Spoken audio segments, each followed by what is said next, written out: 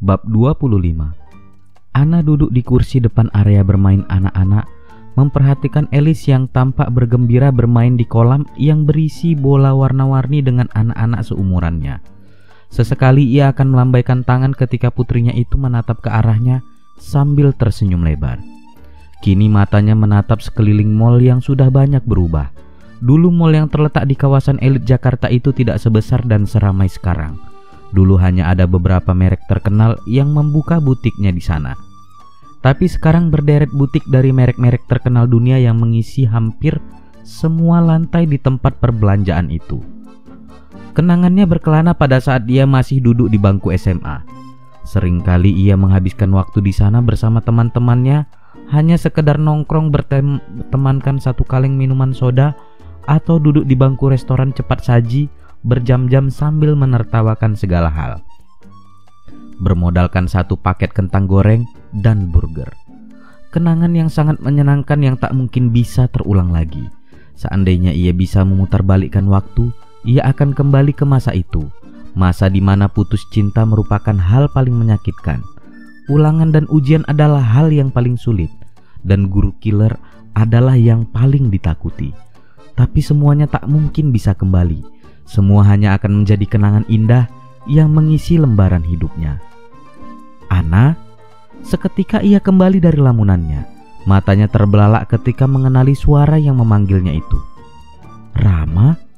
Ucapnya sambil berdiri dan menatap seorang gadis cantik di hadapannya dengan mata membulat. Ya Tuhan, ini benar-benar lo. Seru gadis berambut sebahu itu sambil menghambur ke dalam pelukan Anna.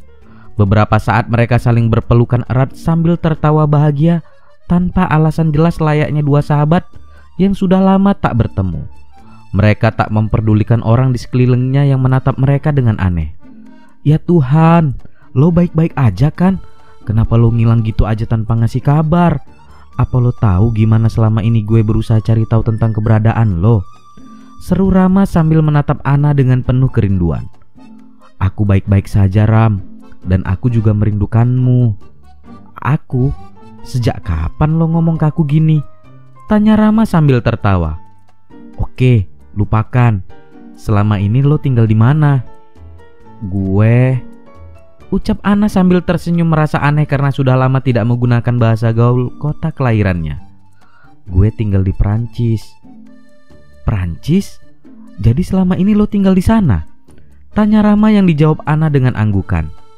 Gimana kabar lo? Lo masih tinggal di Korea? Tanya Anna dengan antusias.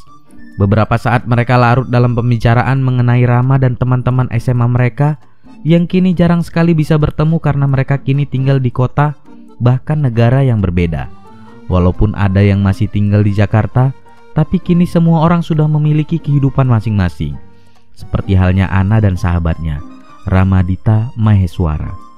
Mereka memiliki beberapa orang teman yang biasa bermain bersama, tapi Anna paling dekat dengan Rama.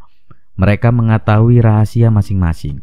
Rama pernah menceritakan tentang kakak perempuannya yang sempat tinggal di Kanada untuk mencari ibu kandungnya, dan kini tinggal di Korea yang berprofesi sebagai seorang dokter.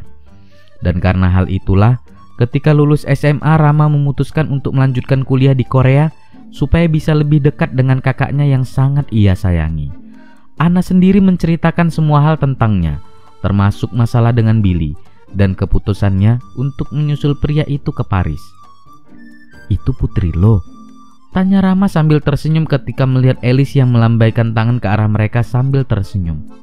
Dia sangat cantik, persis kayak lo dalam ukuran mini. Ucap Rama yang membuat Anna tertawa. Jadi, apa dia mau bertanggung jawab? Akhirnya Rama bertanya dengan ragu pertanyaan yang dari tadi membuatnya sangat penasaran. Tidak, jawab Anna yang langsung menyulut emosi Rama. Anna menjelaskan secara singkat tentang apa yang terjadi padanya selama ini. Sahabatnya itu sempat memaki ketika mendengar kalau Billy sedang berusaha mengambil hak asuh Alice dari Anna. Dan akhirnya Anna pun menceritakan tentang malaikat pelindungnya, Dr. Lee.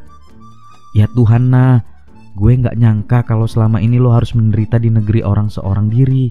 Kenapa lo gak hubungin gue? Kalau gue tahu selama ini lo tinggal di sana, gue akan datang ke sana buat jemput lo dan bawa lo ke Korea.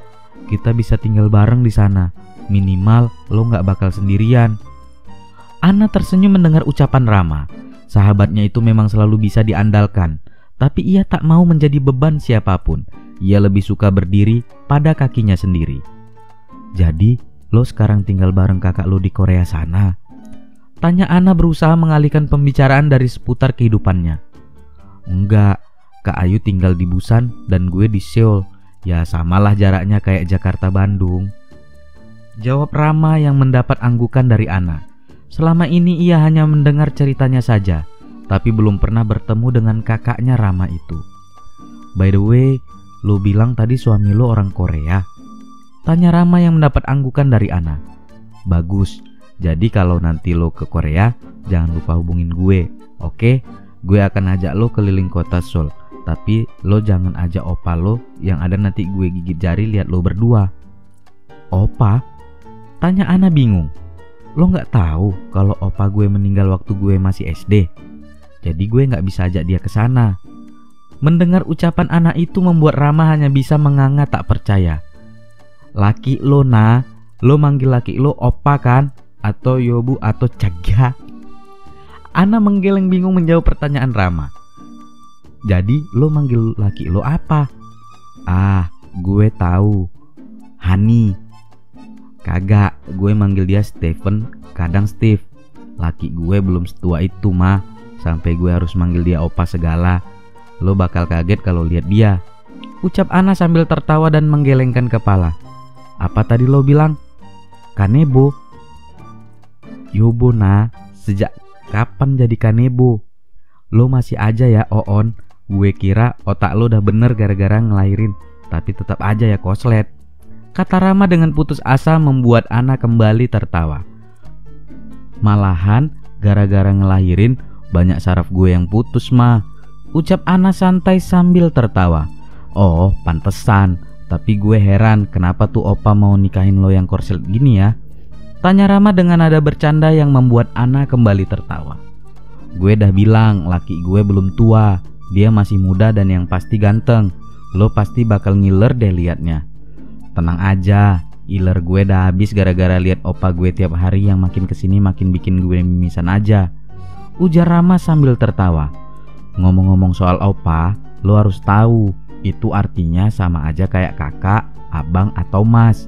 Itu panggilan orang Korea, ngerti? Dan lo jangan manggil nama, itu gak sopan tahu. Dan yang pasti lo harus banyak belajar bahasa Korea. Ucap Rama dengan serius membuat Ana tersenyum. Kursus gratis ya ma, sama lo. Ana berkata sambil menatap Rama yang tertawa mendengar ucapannya. Gampang, tapi lewat online aja ya, karena gue harus balik ke Korea besok siang. Yah, gue masih kangen ma. Sama, gue juga masih kangen nah. Mereka kembali berpelukan menyadari kalau mereka akan segera kembali berpisah. Lo harus janji sering-sering hubungi gue, oke? Kapanpun gue selalu ada buat lo. Ingat, lo punya gue, lo gak sendiri nah. Bisik Rama tulus dan Ana bisa merasakan ketulusannya sampai hatinya bergetar ketika mendengar ucapan sahabatnya itu. Salam buat laki lo. Maaf, gue gak sempet ketemu dia. Ingat, kalau ke Korea hubungin gue, oke? Dan lo harus kenalin laki lo saat itu. Ana mengangguk sebagai jawaban yang membuat Rama tersenyum sambil berdiri, lalu pergi dengan berat hati meninggalkan Ana yang kembali dalam kesendirian.